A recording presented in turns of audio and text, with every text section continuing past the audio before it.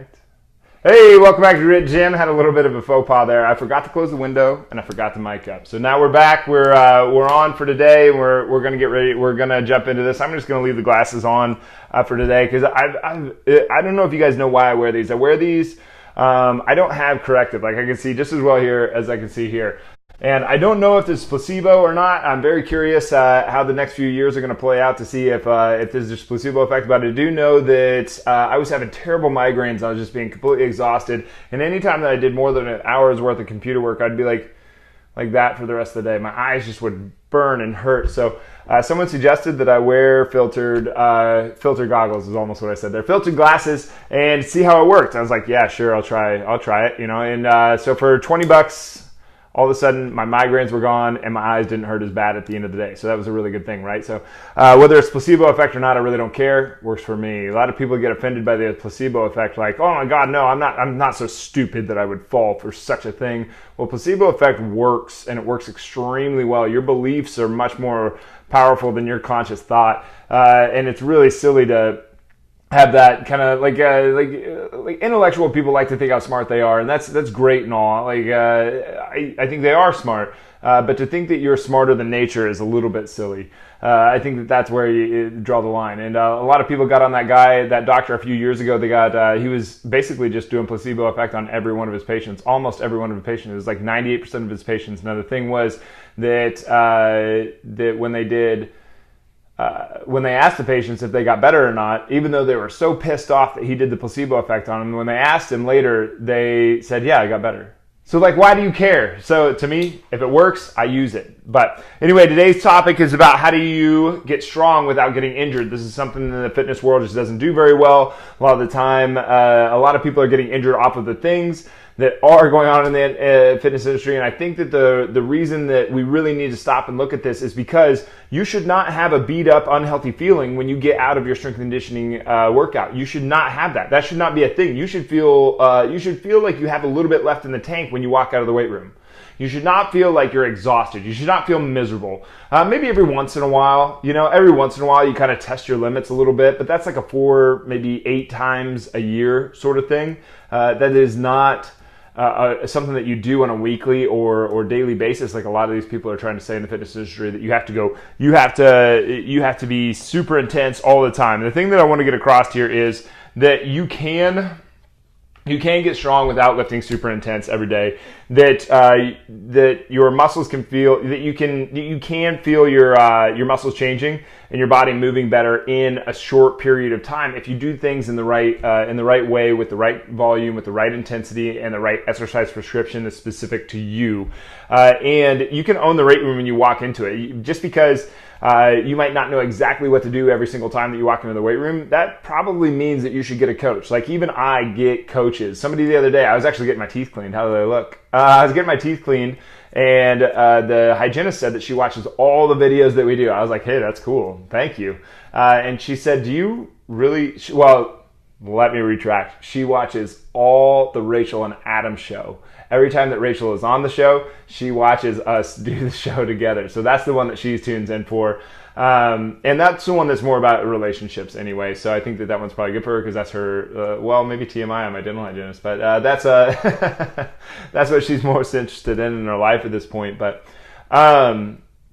what was I going at there? Oh, she watches all the, she mentioned, she asked me, like, do you really have a coach for everything? I said, well, I don't have a coach for everything. I have a coach for anything that is important in my life. So I look at it, I have health, wealth, relationships, and time. And those are our 4 great resources, right? So why wouldn't you have a coach for every single one of those? Remember that, I think that my experience here in this earth is and my ability to give back and my work and these things, I almost look at them like a spiritual duty, where it is extremely important to me to be putting out a good message and to be making an impact in the world on some level. So if I don't get a coach, how could I ever ask anybody else to hire me as their coach in terms of health? Like, why would I ever, what in the world? And how could I ask anybody to do that? It'd be like me never working out, eating junk food, not meditating, going to sleep at 1 o'clock in the morning, waking up at 11 a.m., and trashing myself in my own mind all day long, and then asking you guys to think positive and get a coach and go to bed by 10:30, wake up at 6:30, and all the stuff that I talk about. If I'm not willing to do that, then what kind of a scumbag am I? So you can get strong without lifting super intense every day, and you can feel your muscles changing and your body and your movement patterns changing, and you can own the weight room anytime that you walk into it and know exactly what to do, especially if you've had a coach for a number of years, and especially if you have a coach with you when you walk into the weight room. And you should feel when you're walking out of a weight room, it is important. This is not something to leave out. It is important that you leave without a beat up, crappy feeling. When you walk out of the weight room and you're like, oh my God, I feel like shit. That was either we went just a little too intense, or we had too much volume, or we had the wrong exercises for you. If you're feeling that way, you should not feel like that. You should walk out of the gym being like, I want a little bit more. Not a ton more. I want a little bit more. I want a little bit more. We do want to use minimum effective dose. There would be no purpose in using 60 milligrams if 15 milligrams got it done. If 15 milligrams gets the job done and gets the effect that we want from that stimulus, then we use 15 and we don't go to 60 because that extra 45 didn't do anything for us. So use the minimum effective dose. Everybody's got a lot of stimulus around them all the time. We all have lives that we're going to live outside of the weight room. Very few people are sleeping and then working out, or sleeping, eating, working out, sleeping, eating, working out, sleeping, eating, working out, and have positivity throughout that. Most of us have lives. We have other things. We have other stressors that we have to take into consideration.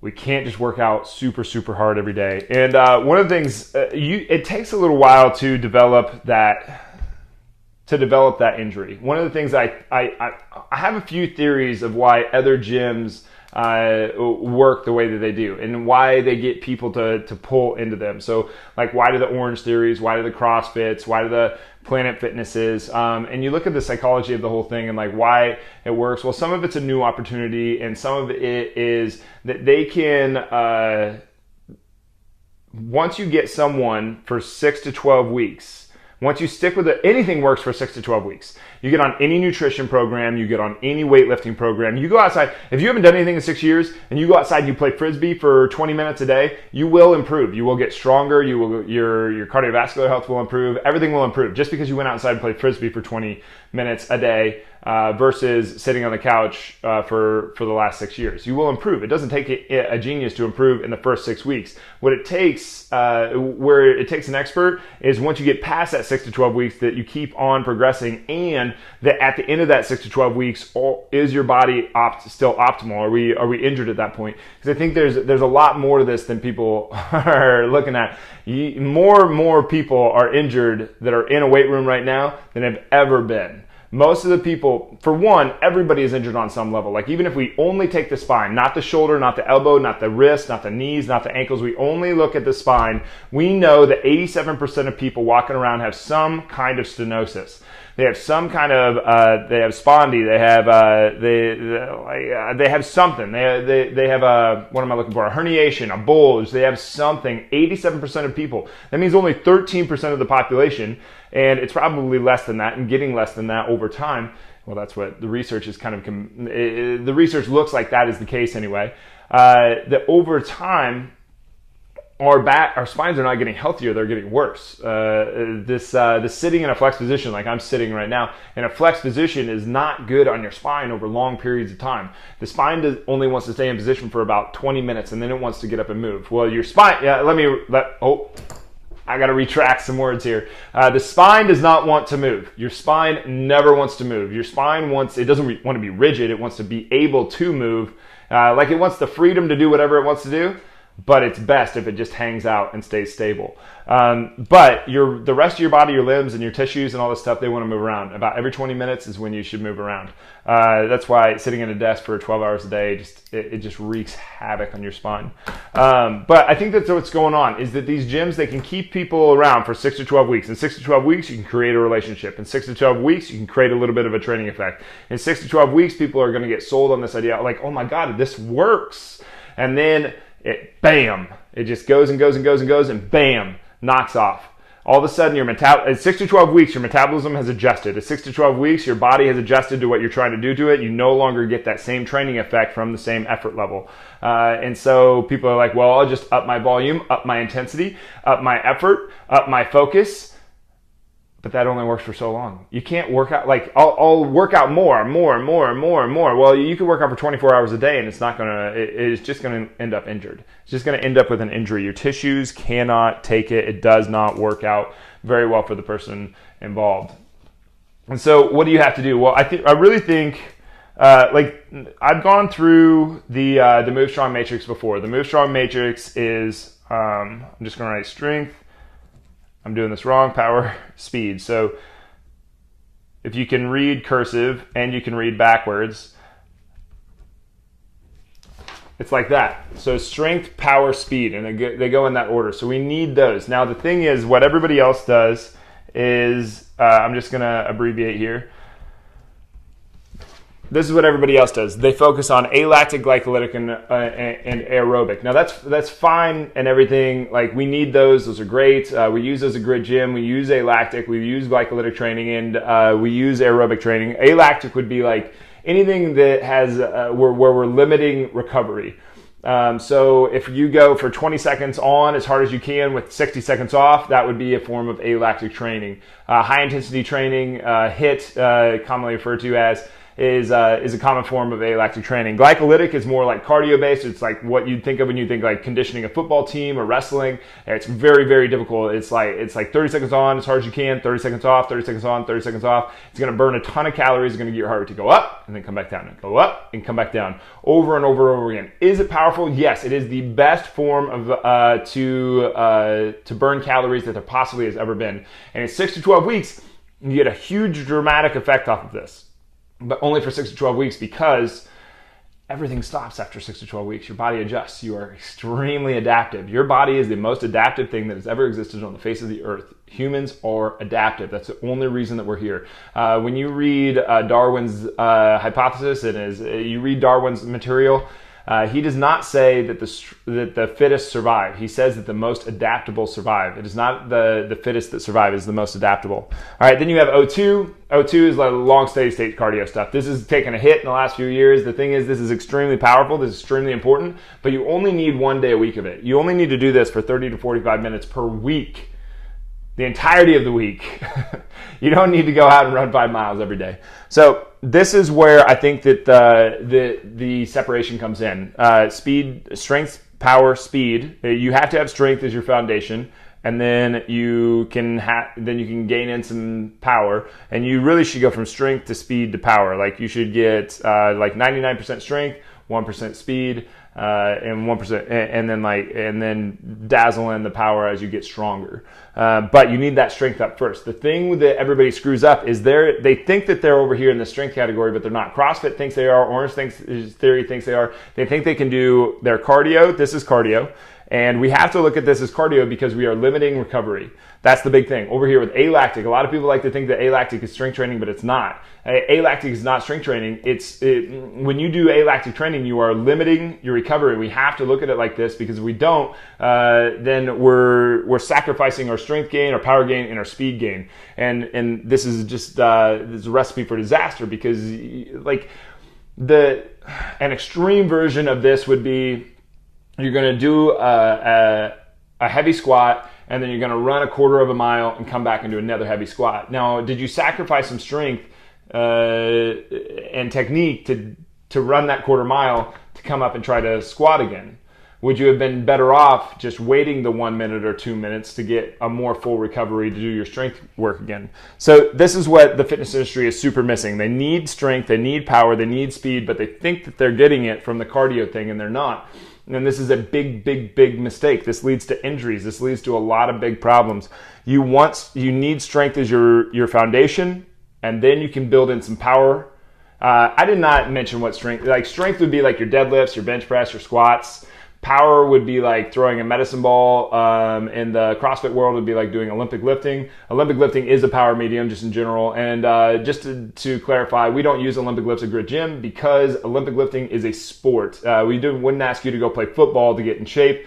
Why do you think that you should do Olympic lifting to get into shape? It's an extremely highly technical exercise. It takes a really long time to learn. Anybody who tells you that they can get you to clean in one workout is silly. That's a very ignorant statement. Olympic lifting takes a long time to learn. I don't think that it's bad necessarily if you're using it with the right people. However, it's a little silly to think that a 45-year-old mom who works at a bank needs to be doing Olympic lifting when we can have her get stronger with a deadlift and a squat and to the point and build that posterior chain and her core and all these other more, I don't know what to call them, functional. I don't really like the word functional, but to get her to a point where she can actually perform a power medium where she can jump with the trap bar, jump with the barbell, throw medicine balls that are like multi-vector that are much better for her. And then we can add in some speed stuff too, because you need this kind of stuff in your day-to-day life. This is the stuff that keeps you from getting injured. It's not the stuff that causes injury. This is the stuff that if you add like highly technical exercises and try to go really heavy during these, that this is where you get hurt. This is where you get really hurt. This is where you lift a deadlift with sloppy form and your back never recovers from it. This is very dangerous stuff. Now the rest of this that I go through, the rest of the matrix is over here: stability, mobility, stiffness. Now, if you were going to like a yoga or Pilates, they live in the mobility, stability areas, training methods. They don't do anything else in here. That's it. They just do stability and mobility. Not to, like, this isn't a bash on Pilates or yoga. This is just very much like that's what it is. It's not a bash. It's just stating like stability and mobility are yoga and Pilates, and they do a good job of it. But they do. But the one thing that I would change about how most yoga workouts go is that I would make it more specific to each individual person. So some people like going into a lot of like shoulder stuff and spine stuff that I see in yoga classes where I'm just like, don't, that person should not be doing that. And you can usually walk into a yoga class and be like, there's at least 5 or 6 people or like half the class that shouldn't be there. They're so good at yoga already. They're so flexible that they actually need more stability than they need more mobility or flexibility, I should say, not mobility. And so they really need more strength. If you're really good at strength, power, speed, you probably need to spend more time over here. If you're really good at this, you probably need to spend more time over here. And I say probably because who knows? I could be completely wrong there. It depends on the assessment that you do. But at Grit, what we're trying to do, and the reason that I think that it works is because we do all of these. We do every one of them. Like this, and we don't disregard stiffness. Stiffness is important. It is much more important to know what not to stretch than it is to know what to stretch. For instance, what I said about shoulders, like if you let the shoulder come back, I'm wearing a black shirt, so it's kind of hard to see, but you'll dump that shoulder forward, and what happens is that bone, my hand's not big enough. That sounded funny. So you've got this part of your shoulder that kind of sticks out like that, and then you've got this bone that kind of sticks up in there like that. And if you do that, you end up pushing those out and forward, and they kind of grind on the front of the muscles up front from the inside out, right? And we don't want that. We don't want that grinding. Like, you wouldn't want to grind down your muscle. So you wouldn't want that grinding, because there's a bunch of muscles that come in here and go this way and come up over the top and underneath to stabilize that joint on that. It's called your glenoid fossa, and this is your humeral head.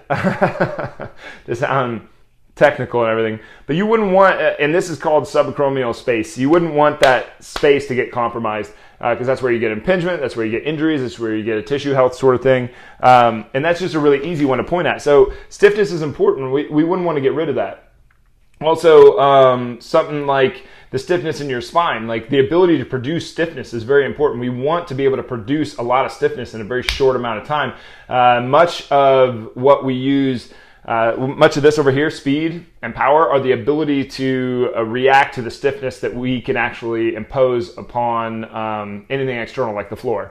So if you're a sprinter, the ability to make your calf and your hamstring, your glute and your foot and everything stiffen at the same exact time that you hit the ground to be able to spring off of that stiffness is important. That makes you fast. The better that you can do that, the faster you are. So far, the two people in the world that have been able to do that better than anybody in the ever that we know of anyway are Usain Bolt and Jesse Owens.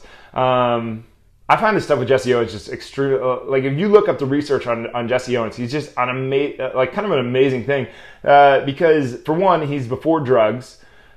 We weren't giving horse steroids to people yet, and for two, he was in crappy shoes on a crappy surface. It was cinders.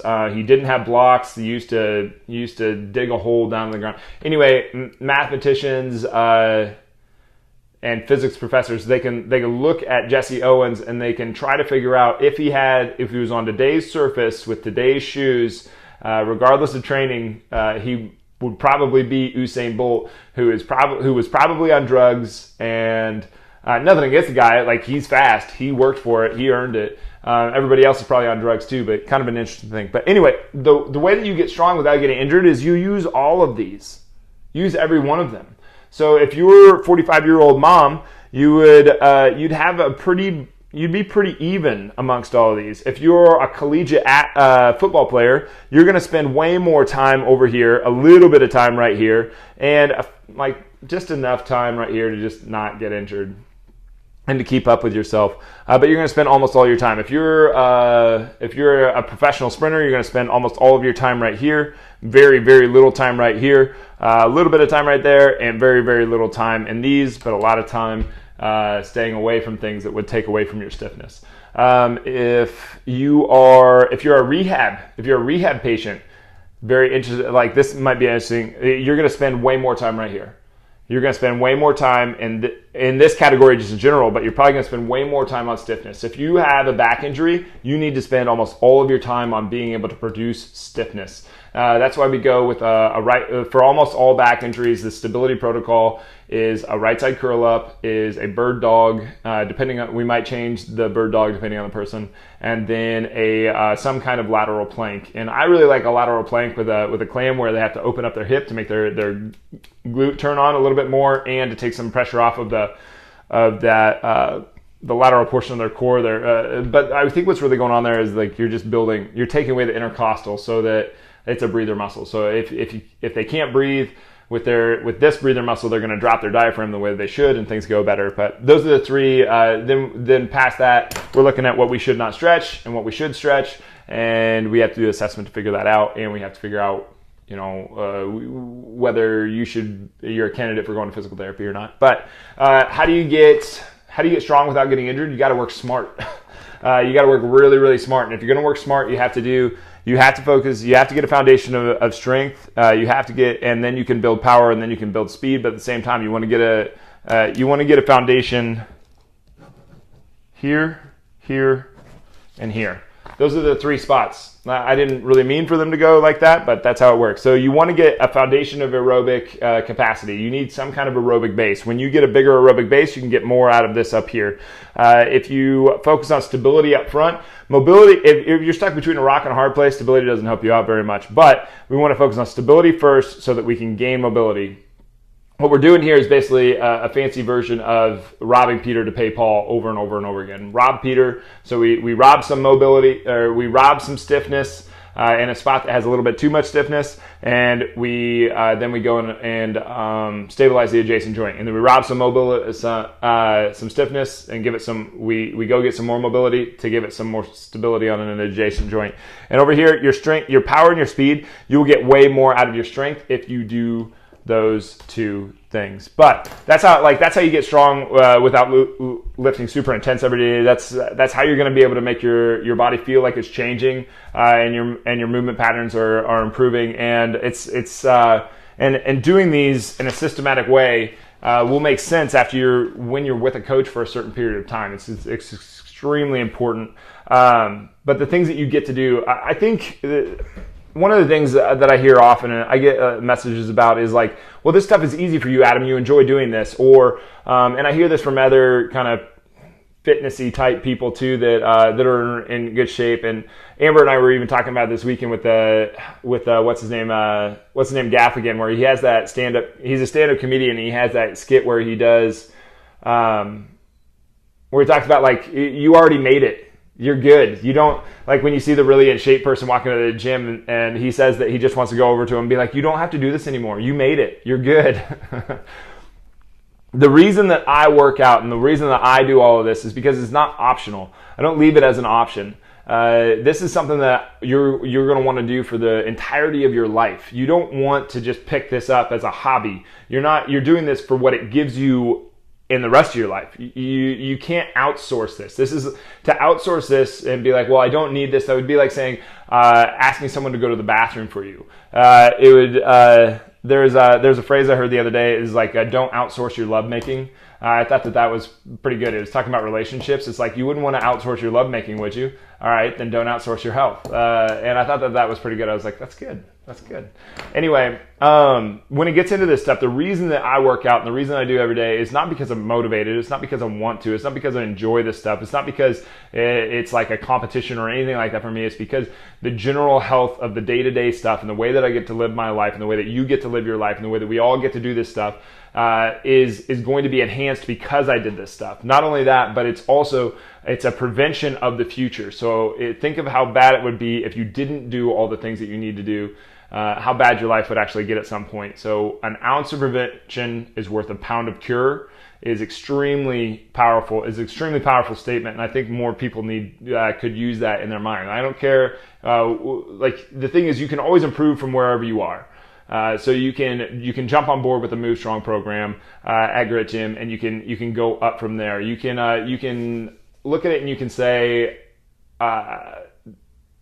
You can say the reality of the situation, which is like you probably did not fail the program. The program probably failed you because most programs are only built on that 6 to 12 week principle. If they can keep you for 6 to 12 weeks, they're going to make progress. It just is. If they can keep you consistent for 6 to 12 weeks, and I'm trying to keep you consistent for 6 to 12 weeks too, but so that you can stay consistent for the rest of your life.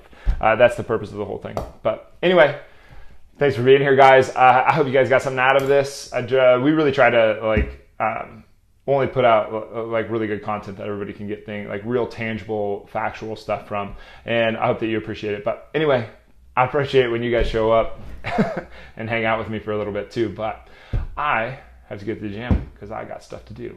Anyway, thanks for being here, guys. Tomorrow's the Rachel Adams show. Always excited for that. It's always fun to have her on here. And I always get way more views when she's in here. You guys can let me know why. And I'm going to take a wild guess that it's not just because she's the pretty girl. But anyway, thanks for being here. Really appreciate it. We'll see you tomorrow.